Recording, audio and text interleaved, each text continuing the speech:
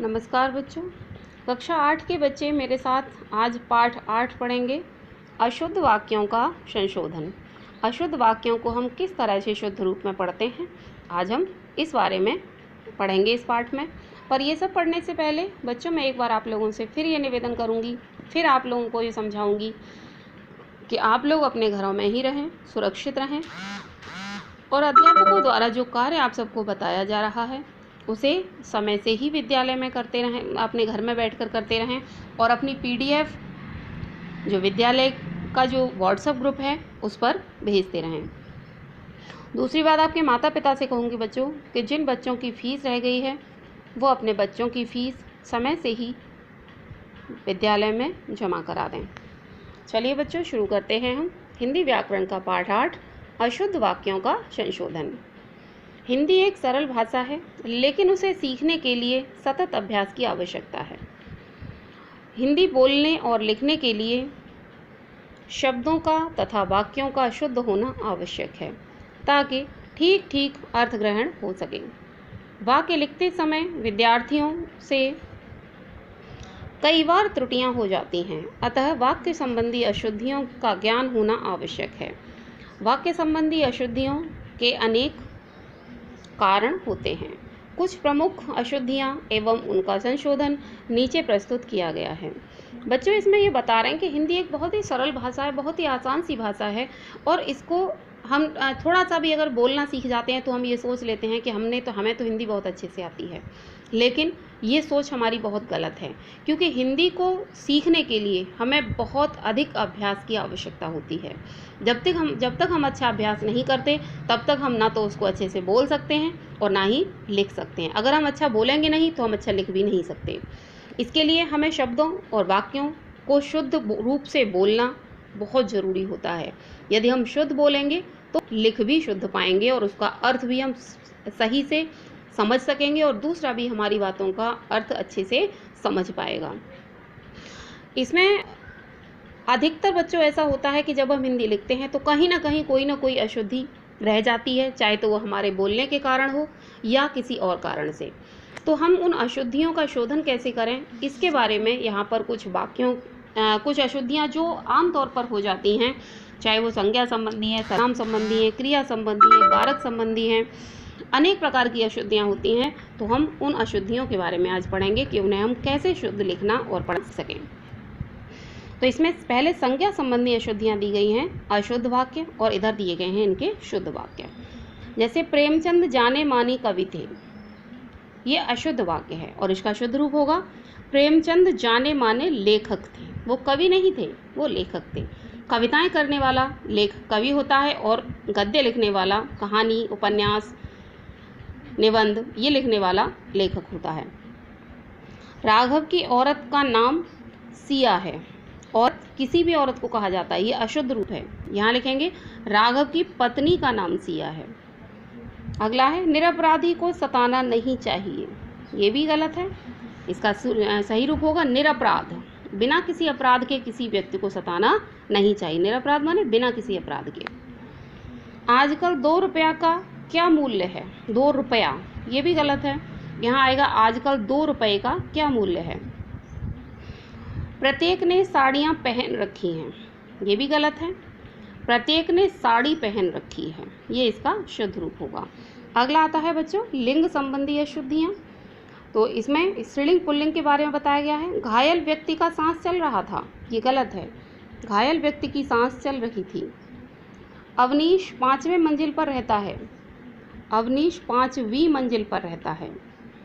हमारा शरीर भीग गई, तो यहाँ आएगा हमारा शरीर भीग गया। पुस्तकालय ज्ञान का भंडार होती है, पुस्तकालय ज्ञान का भंडार होता है।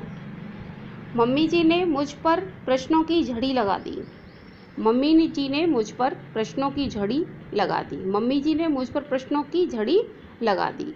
यहाँ प्रश्नों का झड़ी लगा दी, यहाँ प्रश्नों की झड़ी लगा दी, तो प्रश्नों की झड़ी सही है। अगला है वचन संबंधी अशुद्धियाँ। यह भोजन 5 आदमी के लिए है, ये गलत है। यह भोजन 5 आदमियों के लिए है। अगला मैं ईश्वर का दर्शन करने गया था, ये भी गलत है। मैं ईश्वर के दर्शन करने गया था। प्रत्येक व्यक्तियों के लिए व्यायाम अनिवार्य है। प्रत्येक व्यक्तियों के लिए व्यायाम अनिवार्य है, यह शुद्ध है। प्रत्येक व्यक्ति के लिए व्यायाम अनिवार्य है। चारों बेटों का नाम बताओ, ये भी गलत है। चारों बेटों के नाम बताओ। पार्क में अनेकों लोग बैठे थे, ये भी गलत है। पार्क में अनेक लोग बैठे थे, ये इसका शुद्ध रूप होगा।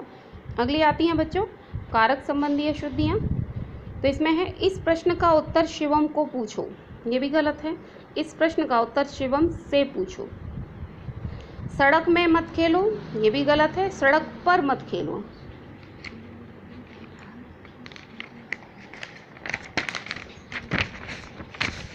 आगे है इसका बच्चों 5 बजने को 10 मिनट हैं, तो यहाँ शुद्ध रूप होगा इसका 5 बजने में 10 मिनट हैं।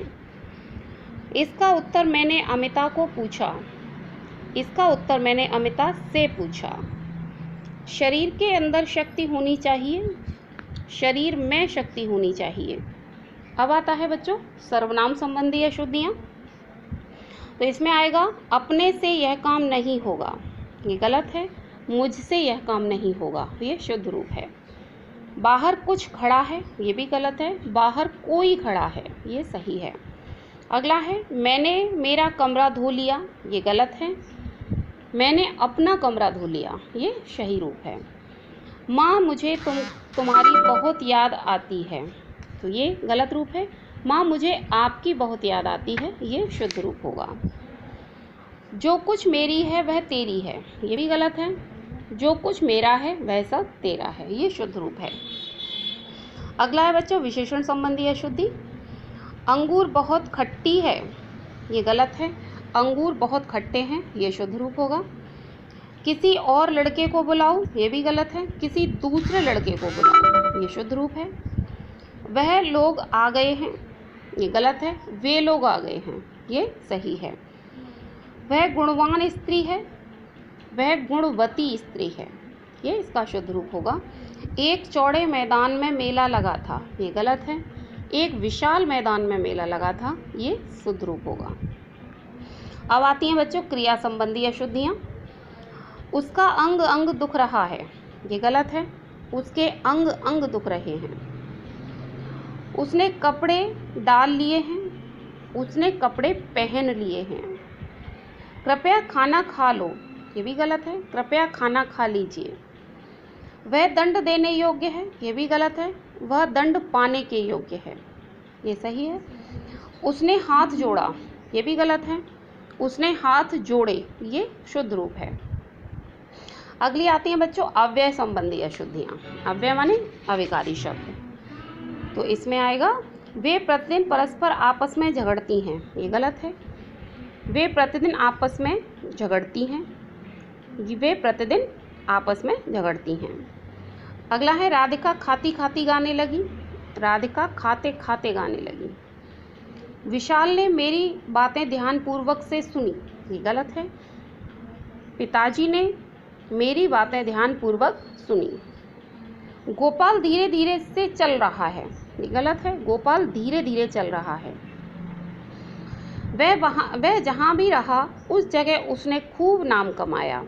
यहाँ आएगा वह जहाँ भी रहा वहाँ उसने खूब नाम कमाया। अगला है किसी और दूसरे को यह काम सौंप दीजिए। इसका आएगा किसी दूसरे को यह काम सौंप दीजिए। अगला है दीवार पर नहीं लिखो। इसका शुद्ध रूप होगा दीवार पर मत लिखो।